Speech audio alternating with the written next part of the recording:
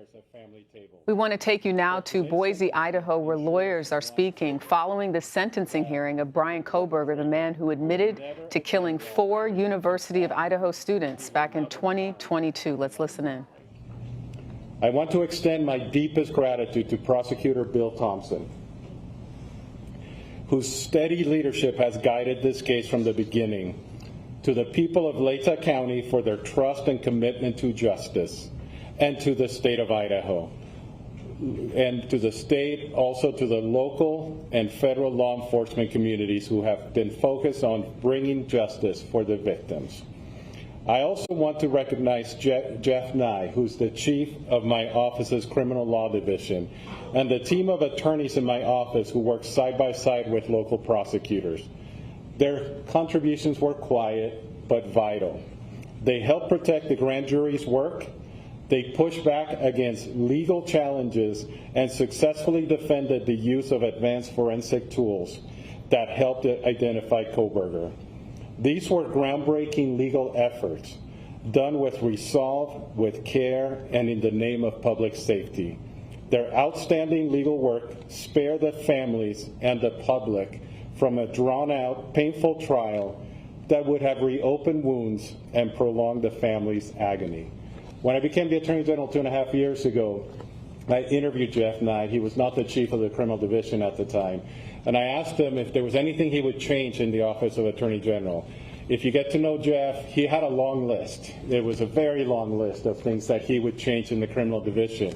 But the first thing he talked about was the fact that our office was not helping local prosecutors with their prosecution. It was a take it or leave it kind of approach, that we either took the case and handled all the matter, or we did nothing at all. And he said that there were important cases where we could actually assist in the Office of Attorney General. It's one of the reasons I hired him to be my chief of the criminal division, and I think today culminates the wise decision that he had to make those changes and the important change that we made in the office. This moment didn't come easily. It was the result of tireless effort, careful preparation, and unwavering pursuit of the truth. Behind the scenes, our legal teams worked diligently to defend dozens of legal challenges. Their efforts not only helped ensure a just outcome, they also spared the families and the community from the painful trial and endless appeals that would have reopened deep wounds. To the families of Madison, Kaylee, Xana, and Ethan, no words from any of us, no legal ruling, and no sentence from a judge can heal what you've endured. But I want you to know this. My sincere wish is that you have not carried this burden alone. Idaho grieves with you, Idaho stands with you, and your children's names will not be forgotten. We honor them, not only with our words today, but with our commitment to protecting others in their memory. I will never stop fighting for the people of Idaho, and I thank every single member of this community who has just reached out to the families and supported them. And may God bless the souls of the victims and the families who have suffered. Thank you. Now we will transition into our question and answer phase. Joining me at the podium will be Bill Thompson from the prosecutor's office and the 2 lead investigators, Brett Payne and Darren Gilbertson. Just a couple of things before we begin. We recognize that everyone has a lot of questions. We're going to try to do our best to get to as many as we possibly can. Also, keep in mind that there are still some things that we are unable to talk about because of either privacy interests for the victims and their families, and or they are under seal currently in the court. So if those items do come up, then that will certainly be the answer that you will receive. And to keep this sort of orderly, I will try to be the one to point out who's got their hands up. Right there. Chief Dolger, yes. What more can you tell us about the released documents that the police department is working on putting online, and what can you expect from that? Certainly. As we put out in that press release, I hope everybody can understand the immense amount of information that's in this investigation is going to take a lot of time to prepare. It has to be gone through legally to be redacted or figured out whether or not it can actually be released. So I did get word today. It sounds like our website will be going live hopefully this afternoon. There should be another press release coming out in the next few hours to show that website so that people can start accessing that.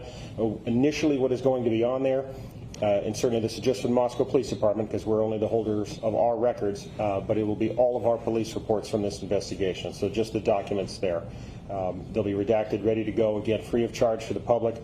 We want to be as transparent as we possibly can, so we wanted to get those out to everyone. Chief, from the very beginning, your department was saying this was a targeted attack. Can you now say who was the target and what's your evidence to show that? I'll turn that question over to the investigators to answer that one. Well, I think Darren and I have, the evidence suggests that there was a reason that this particular house was chosen. What that reason is, we don't know. We don't know who the target was, and we're not going to speculate on that up here today. But we can tell you that for whatever reason, Mr. Kohberger chose that residence. Perhaps it's the location, layout, we don't know. But that's, to the best of my knowledge, that's what that statement likely led to. During the Kaylee, that third page view, there was a social media account that surfaced that has long had speculation that it was Bryan Kohberger. Can you talk at all about the Papa Roger potential connection, do you think? Right. There was no connection. There wasn't at all. And we looked into every bit of it. We took a deep dive into it. We researched it. We utilized. It was not. It was not. Thank you. We can cut that off. Is it possible that there was a second murder weapon used, not just the knife? Is it possible? All the evidence shows and tells us that he used a knife, a K-bar knife, and that's a weapon we believe was used to commit all the murders. Here? It sounded like the Gonzalez family said that there was a second weapon that was used on Kaylee's office. Can you confirm something like that? Out of respect for the families, that's something that you'll have to get from them. If they wish to share that with you, it'd probably be through them, not through us. And one more question. You said that it seemed like he chose that house. There's no clues as to why he chose that house? You know, after working in Moscow for several years as Chief Dollinger, that area is frequented by many, many people at all hours of the night when college is in session. So what Darren and I have surmised is that perhaps it's the old hiding in plain sight. There's lots of people around. There's lots of vehicles around at all hours. It's not isolated where you'd be noticed, so that's where that comment comes from. It does, and though it doesn't make sense, and it's if you're in that neighborhood at all, it's a very complicated neighborhood. It's very closed in, but at the same time, there's everything from college kids to adults that live there, people that have full-time jobs, part-time jobs, so any one of us could come and go and fit in there. So, Front here. D.A. Thompson, during the plea hearing and then again today, it seemed like your voice quivered a bit when you were either putting up photographs or mentioning the victims' names. I'm just wondering about the emotional toll, and I have one other question. Yeah, you're right. My voice was quivering. Y'all were in there. There was a lot of powerful emotion. The losses are almost indescribable. And maybe my filters aren't as good as they might have been 45 years ago when I started in this business. But I think you also saw that even Judge Hiffler was affected and impacted by this. There is no easy way to remain stiff-lipped and dry-eyed through this kind of tragedy. There just simply isn't.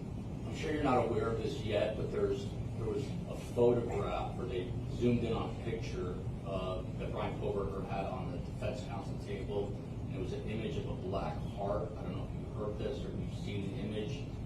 Hearing this, your thoughts? First I've heard of it. There is something I need to say, though, real quick.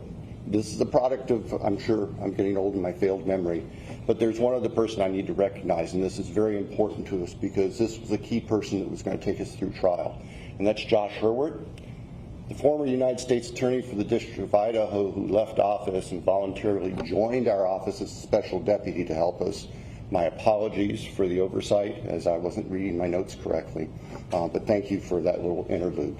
Chief? Yes. I guess my question is for Mr. Thompson, since you're still up there, incidentally, he was on the crime. You said that, it was your decision to accept this plea agreement. It brings finality.